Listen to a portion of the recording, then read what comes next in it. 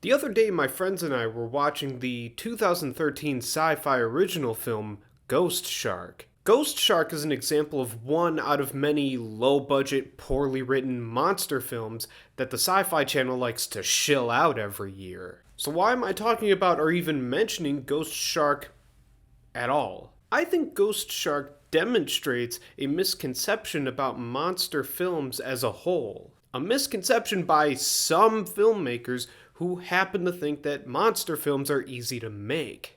It is true that you don't really need a whole lot of things in order to make a decent monster film, but I think that there's a lot more nuance that goes into making one than most people realize. You see, monster films are a lot like omelets. Sure, on paper, an omelet is very easy to make.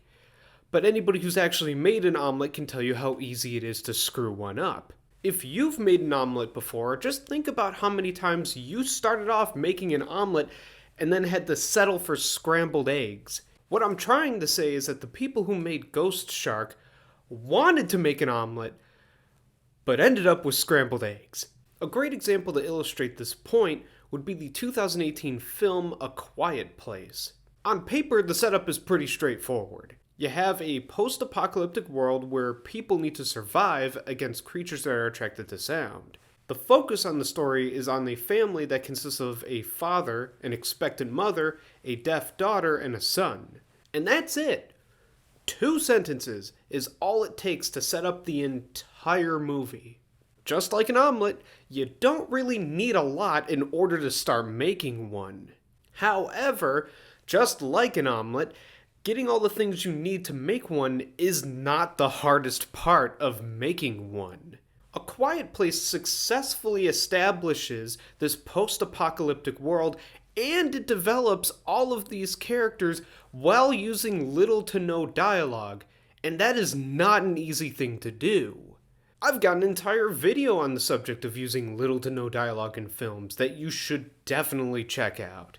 Overall, A Quiet Place is brilliantly produced as well as being brilliantly written. In short, the film set out to make an omelet, and it actually made one.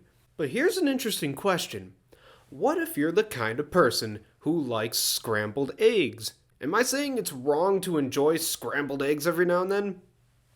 No, of course not. The only point I'm trying to make with this video is that a film shouldn't sell me an omelet if all I'm going to get are scrambled eggs. If anything, Ghost Shark could have improved by simply leaning into how ridiculous it is. A perfect example of a film that leans into its ridiculousness is a film that was released during the same year as Ghost Shark, and that film is Sharknado. The entire Sharknado series embraces its ridiculousness with its over-the-top writing as well as its celebrity cameos.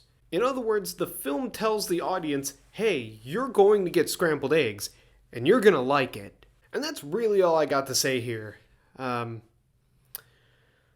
yeah,